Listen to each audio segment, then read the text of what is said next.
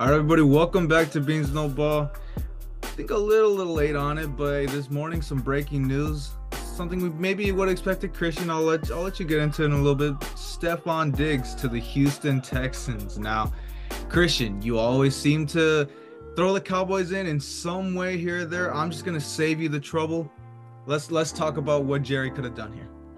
Yeah, I mean, obviously, for starters, we'll leave that towards the end here, getting more into this trade, obviously. But, obviously, this was the bigger trade of the moment. And, literally, this is already a fleece. This is a fleece for the Houston Texans. I mean, just wrap up the details. I mean, the Bills and the Exchange, they're getting a second-round pick.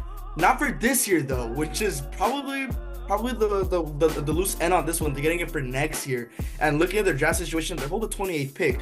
Obviously, I'm not saying this as like a hot take or anything, but, could expect them to trade up maybe just to get an earlier pick because look, they already lost key players on defense. The departure of Stefon Diggs, I will start drying my eyes up with that in the draft board for the draft in a couple weeks for them to trade up. I don't know what else they can give up, but that could be an idea just to get an earlier pick to kind of bolster up that team because the receiving core right now for Josh Allen, Curtis Samuel, Malik Shakir, right? From the Knicks' first name, Malik Shakir. No, Curtis Samuel, Khalil Shakir, and Matt Collins, which that's what we were just talking about. Generational wide receiver core there, which. This is something that I was gonna tell you a lot. Like 2024 is gonna tell us a lot about Josh Allen. Like, you lose out on, I mean, I don't know what you want to call it, top 5, top 10 receiver in Stefon Diggs, which we'll see. You also lost out on Gabe Davis. Let's also not forget about that going to the Jaguars. Josh Allen's got a very depleted wide receiver core now. I mean, but like you said, we'll see. Are they gonna go for I forget his name, but the other guy from LSU, was it Brian Thomas. Brian Thomas. There you go. Yeah. Would they go for Brian Thomas? Would they go for Troy Franklin?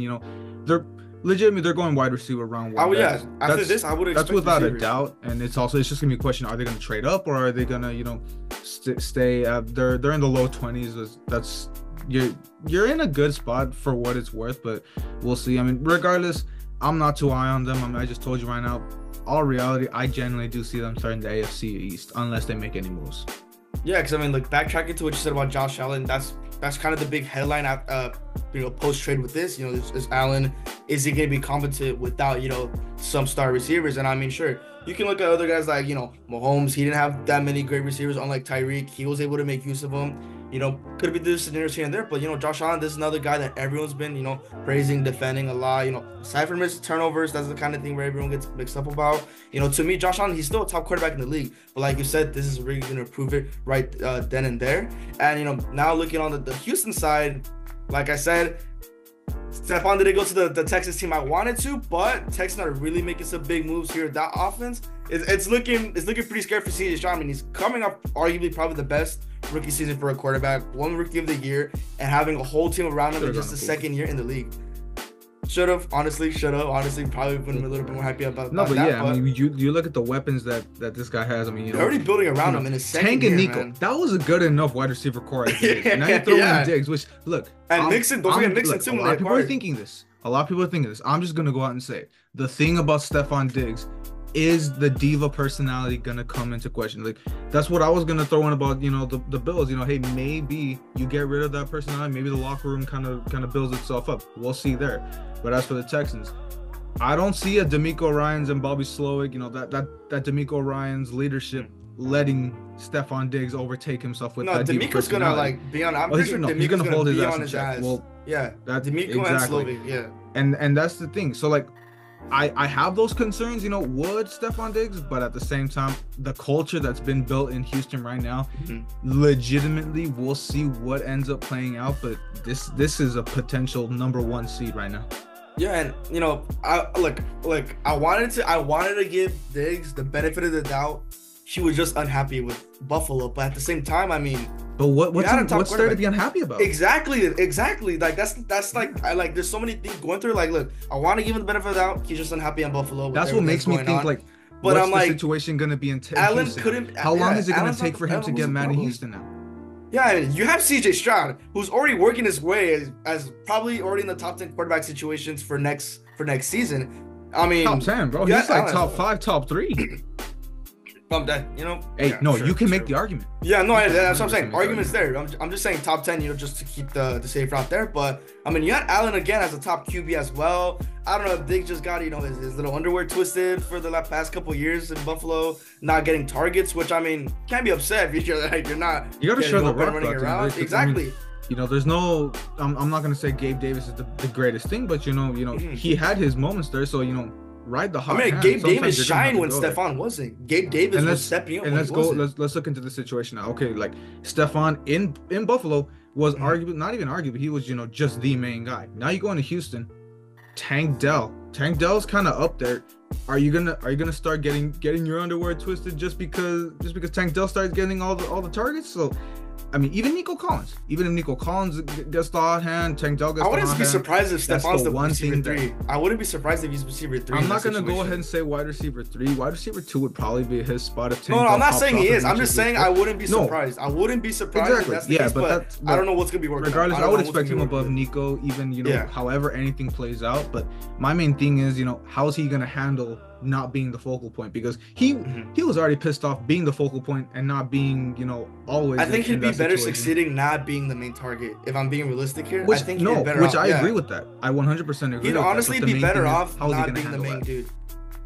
I don't know, it's Diggs, man. Honestly, look, he's gonna be in Texas now. I'm hoping Trayvon keeps him in check for the most part. I mean, hey, Texans are visiting the Cowboys in the season, so finally gonna get that Diggs on Diggs matchup. Pause. But hopefully just there, Trayvon keeps him in check, not be a diva. But honestly, receiver 2 is probably the most realistic choice here.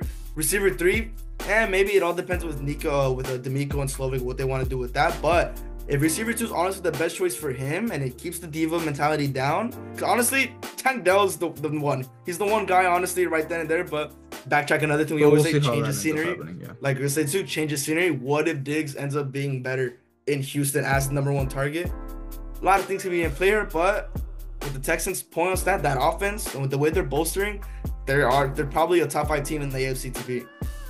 Yeah, I mean, forget top team in the AFC. I mean, they're top team in the league right now. I mean, for me, honestly, as much as I was really trying to, keep the Colts train going, they're an easy lock for the AFC South with this move now. And as much as we'll just wait and see. The one thing that can hold back is that diva. We'll see how he fits into this offense. But man, if they mesh, this could be a scary Super Bowl run for Houston. And I mean, hey, we never really got into it, Christian. I don't know if you got any thoughts about what it took, because for what it's worth, this was an absolute fleece for Houston. So it was, yeah. What could Jerry have done? This is what we started with.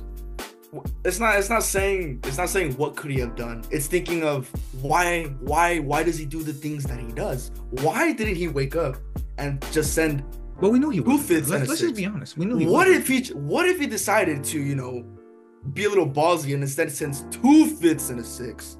But we both know, me and you and everyone else in Texas, for what it's worth, not even 2 fifths and 6, just 2 fifths. Yeah. Fucking 2 fifths would have done it. Throwing the 6 just to be a little nice, compensation for the Bills, just to be a little bit healthy. But obviously, jokes aside, as much as I really wanted Stefon in Dallas with Trayvon, I would have expected this change of scenery for him in Dallas to be way better than what it was in Buffalo. But again, if the diva mentality with the way the Dallas situation is right now, I mean, you're adding more salt to the wound. But like I said, there's a lot of hypothetical situations that you think could happen. But it's Jerry.